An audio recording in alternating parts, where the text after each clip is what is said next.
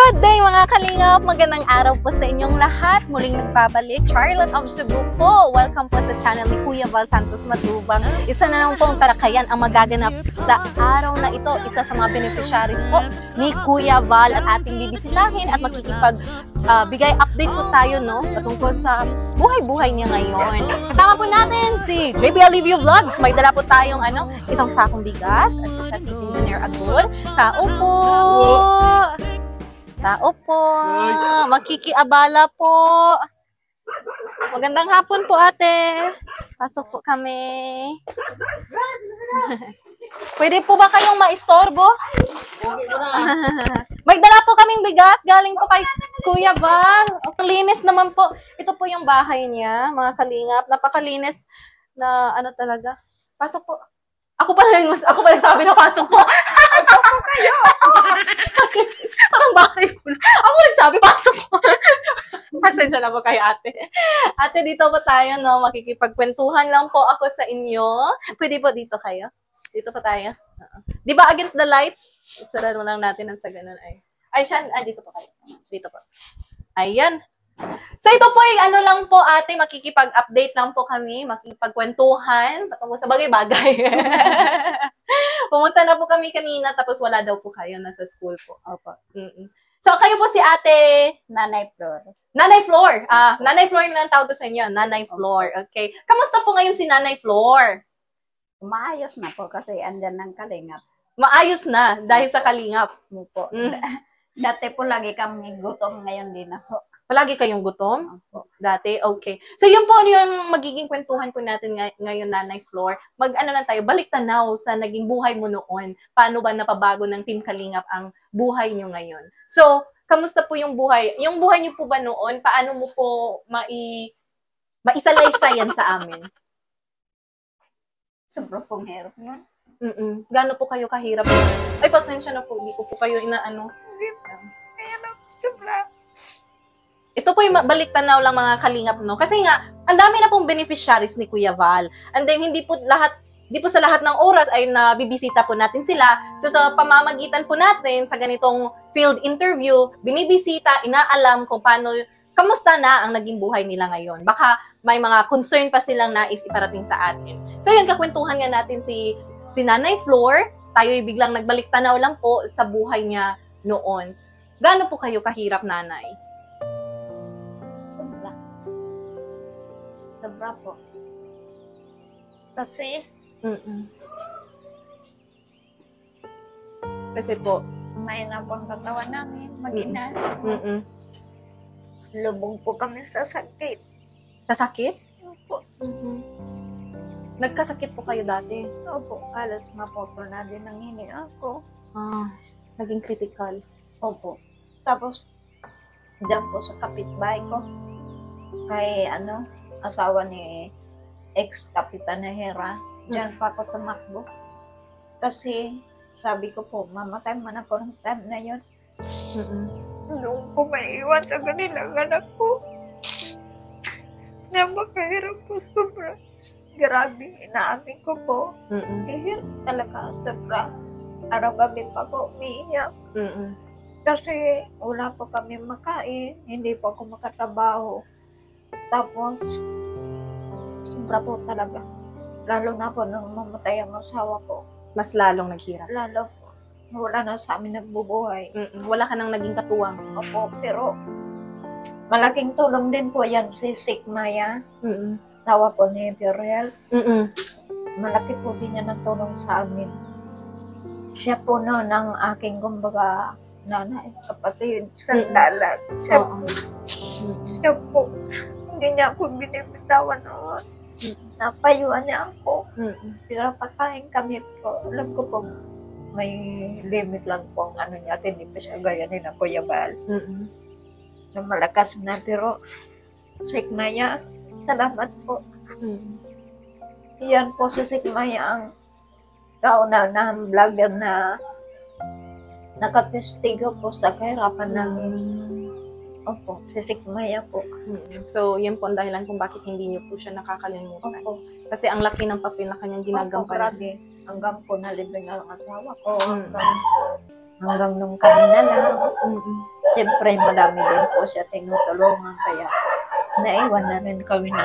Hindi naman niya gustong iwan kami. Gusto man niya akong tulungan hanggang dulo kasi hindi niya kaya. Mm-mm. Dasal nga po ni Sigmaya sana may makatagpo sa akin ng vlogger na magiging ganito ang bahay ko. Yung po dasal niya. Mm-mm. At nagkatotoo naman po. Nagkatotoo naman. Yan po ang gusto niya sa akin. Mm-mm. At salamat po sa Diyos at nagkatotoo po yan. Mm. Gusto niya. Kayo po ang nandito kanina. Yes po. Kami po yun. Tapos wala po kayo. Kaya sinabi na po namin na babalik na lang po kami. Nagpaalam po ako sa kanyang teacher na, ma'am, hindi mo na ako mapasok mamayang hapon na may vlogger kong nagpunta sa Ay, may klase pa po siya? Opo. Ay, naku. Nakabala pa kami. Hindi man po, excuse man. Excuse. Pasensya na po ate. Wala po problema niya. Nakabala. So, yung anak niyo po, nanay, isa lang? Marami? Ang anak ko po talaga, hindi ko po pinagsisinungaling yan. 11. 11? Opo. Ay, hindi naman ganun kalami. Ang 4 ay patay. Huh? Yung ito, buhay. Ito po ang pinakabunso ko. Kaso lang, Siya nakasama mo ngayon? opo, kaso lang, wala na pa po contact sa kanila. Hindi ko na po sila matrace. Lalo na po. Ito yung buhay. So, ito yung isa. So, yung 6, wala po kayong contact. Wala. Ito lang. Kaya iniingat-ingatan ko po yan. Anak ko yan. Kasi yan na lang po natitira sa akin. Kung hindi niyo po mamasamain, nais ko lang tanungin. Pero kung ayaw niyo pong sagutin, okay lang. Okay lang po. Nasaan po yung 6 niyo na anak? May kanya-kanya na po silang Buhay. So, wala kayong contact. At saka, alam po yan ni Sigmaya kung anong problema ko sa kanila. Kasi sa kanya ko po binuopen noon. Alam po niya ang problema namin. Sigmaya. Ganun pala. So, yung po mga kalingap, no, yung pinakabunso, yung bunso lang po ang kasama ni Nanay Flor ngayon. Yun po yung dahilan kung bakit pinag-iingat-ingatan niya talaga. Iniingatan niya ang nag-iisa niyang bunso ngayon. Opo. Yung kapatid ko nga po, yung nandito kanina. Oo. Yung lalaki? Opo, daan lang po yan siya sa akin. At kahit po din siya, hirap din kasi broken family po kami. Wala na din po kami tatay, nanay na lang, kaso lang, nanay namin. Ano din siya, yung tulungan na din. Tingnan niya kayo yung trabaho.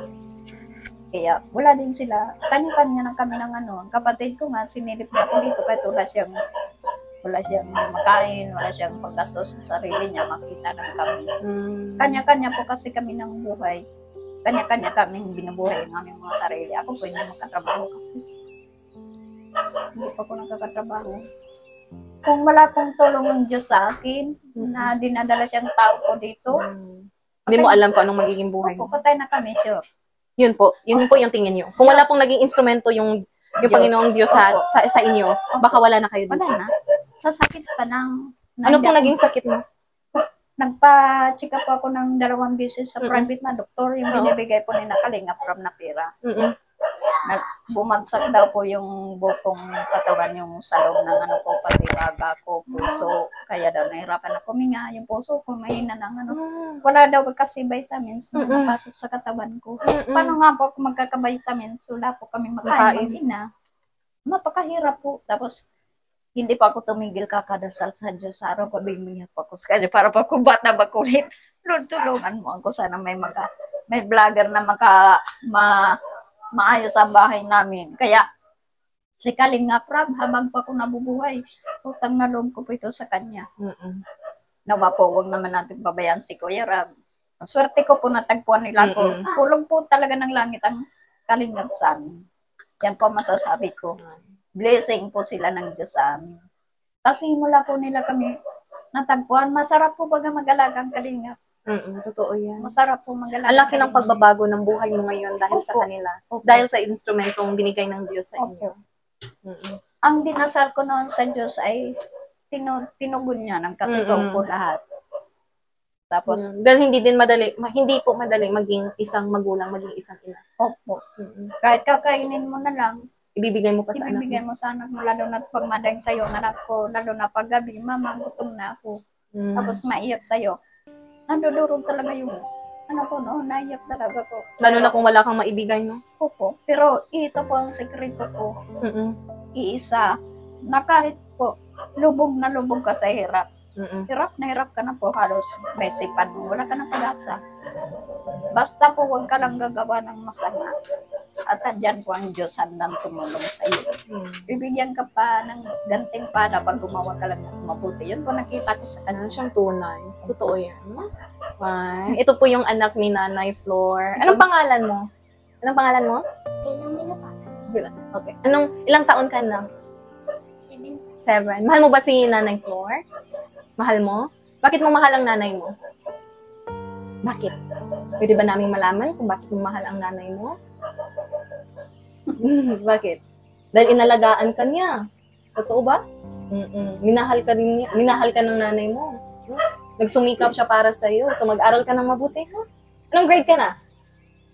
Grade 2. Ang haba pa, no? Malayo pa. Elementary pa. Sabi ko nga kay ma'am kahapon kasi meeting namin sa Christmas party. Sabi ko, ma'am, hindi ko po sasali ng anak ko kasi meron pong ambagan. Kailangan may bagong sapatos, damit, ganun pong ano sa school. Sabi ko, ma'am, hindi ko po yan kaya kasi asa lang po kami sa tulong ng vlogger. So wala po kayong trabaho ngayon? Wala po talaga. Wala. At hindi na po kayo pwede magtrabaho? Bawal na daw ako sabi ng doktor. Dahil sa sa kalusugan niyo po. Opo. Sensitibo po yung kalusugan mo, Nanay Flor. Ang timbang ko po ay 23. Ngayon? Tapos ang ano ko po ay 80. Dapat daw hindi ganyan lagi ang dugo po. 80/60. So ano po kayo? No, underweight? Opo. Sa Pares edad kami. niyo Pares kami ng anak ko. po. Kaya dito po sa bahay, siyempre na kung control mo ang galaw mo, konting alalay lang po ako sa trabaho. Pag naramdaman ko na pong Hirap ka ng huminga? hirap na huminga, parang masama na sa pakiramdam na tigil na po ako kasi minsan pinilit ko para pa akong mamamatay talaga.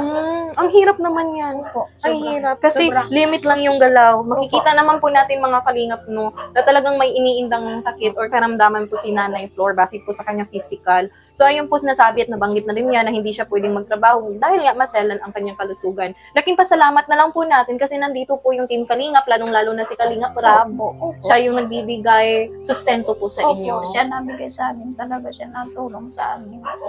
Ano pong mensahe niyo kung mapapanood man ito ni Kalingap Rab? Mensahe niyo po para sa kanya? Si Kalingap Rab po, bilang po tumulong, alam ko po, ramdam ko po na kami man din eh, minahal niya, mahal ko din po siya, buong pamilya niya. Salamat sa iyo, Kuya Rab. Promise po, ni minsan di po kita tratrahido rin. Hindi po.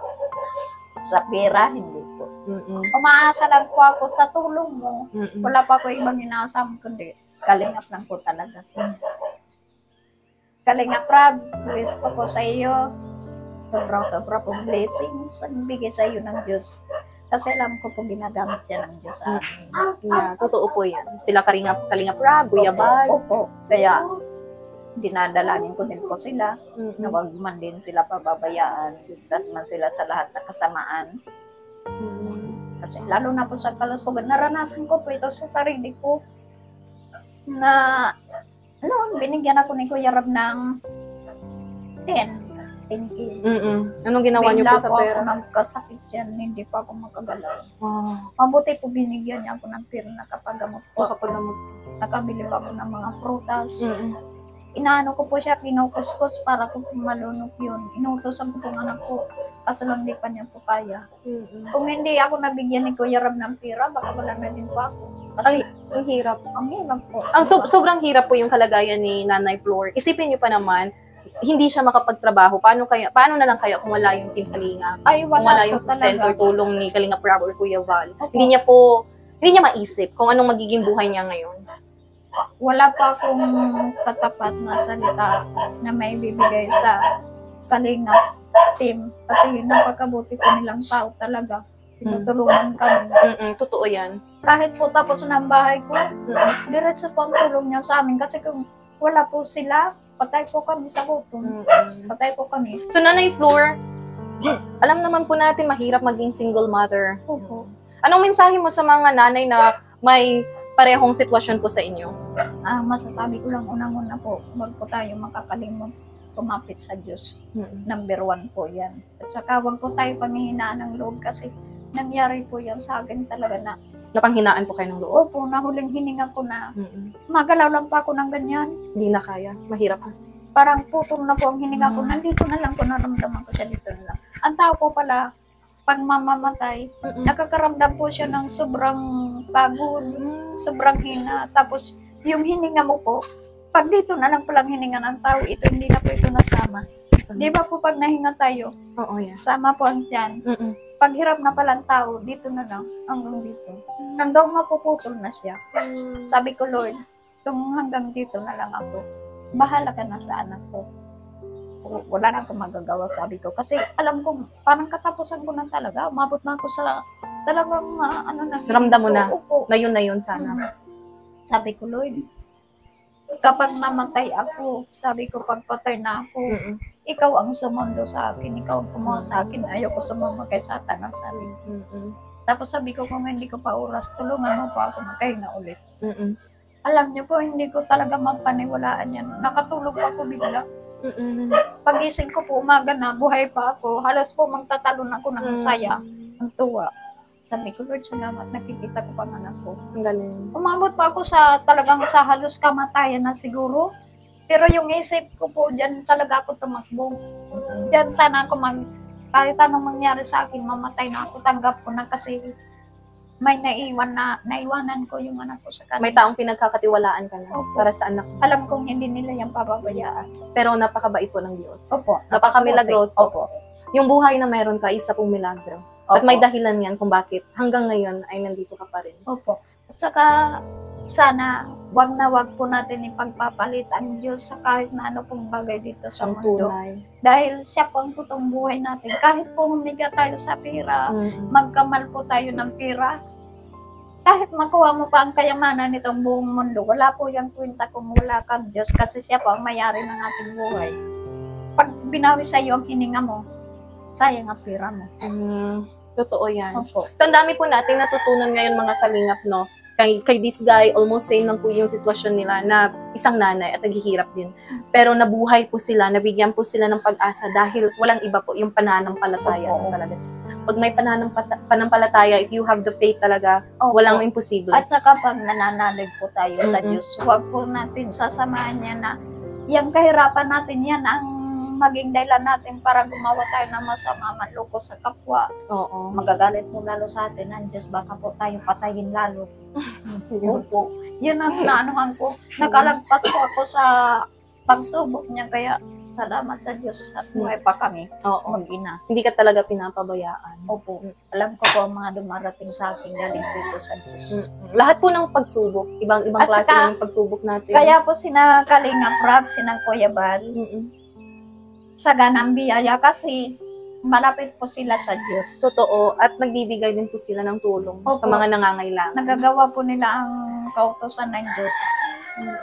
Malapit po kasi sila sa Diyos, kaya sagana din po ang biyaya ng Diyos kina Kuya Bal, kay na Kuya Rab. Pansin ko po yan. Kasi nga sabi ng Diyos, magbigay ka at ikaw ay bibigyan. Yan po ang ginagawa nila. Ano naman po ang masasabi mo sa mga taong nalugmok sa problema, tapos hindi pa lumalapit, hindi nagdadarasal? May mga tao kasing ganun, di ba? Mabisyo pa, ang daming problema, pero hindi nila tinatawag yung Panginoong Diyos. Ano masasabi mo sa kanila? Ang masasabi ko lang po sa mga taong hindi po kumikilala sa Diyos, hindi po lumalapit sa Diyos, malaki pong pagkakamali yan sa buhay ng tao.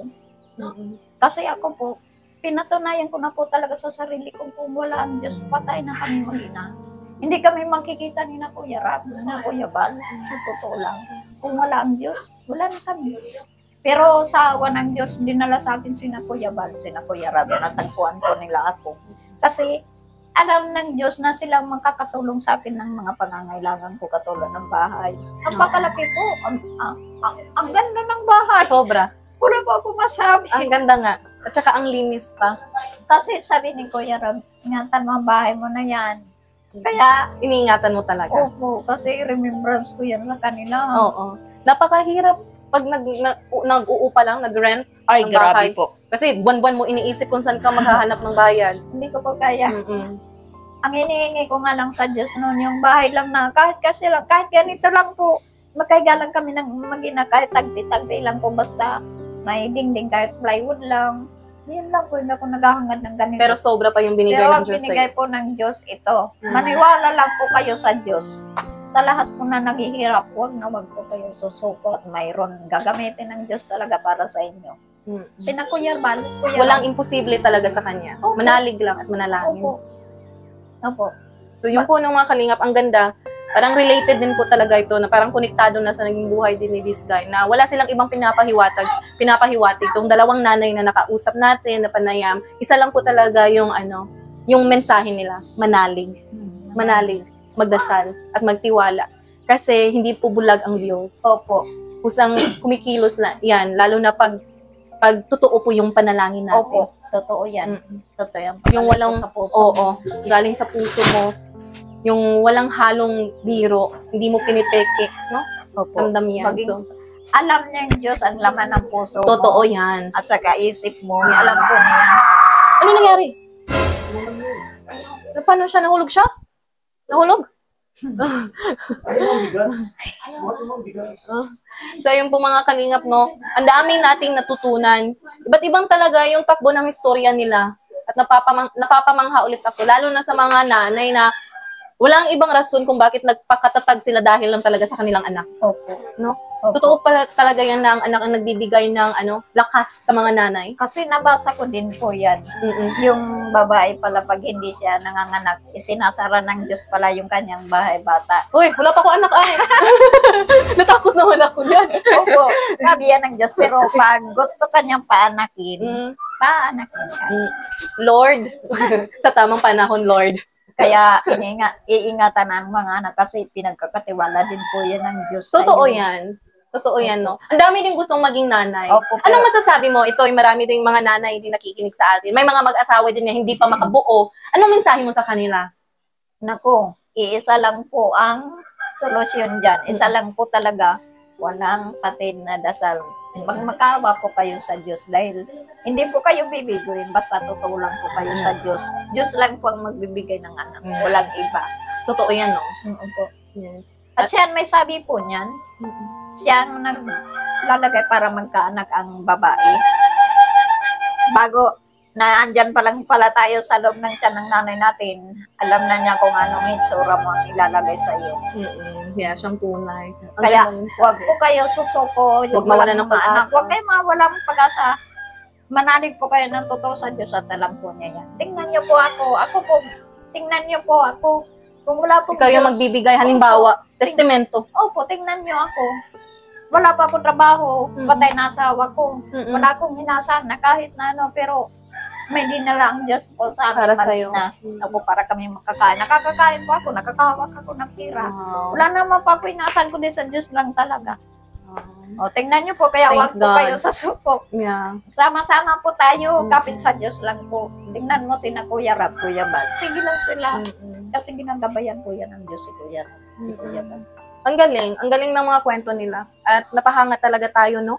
Dahil po sa kanilang panalangin ay sobrang biyaya po yung dumating. Totoo yan, pero hindi agad-agad na isang dasal ay makukuha mo na Opo, agad. Hindi ganon. kasi isipin niyo po ako, isang taon mo na.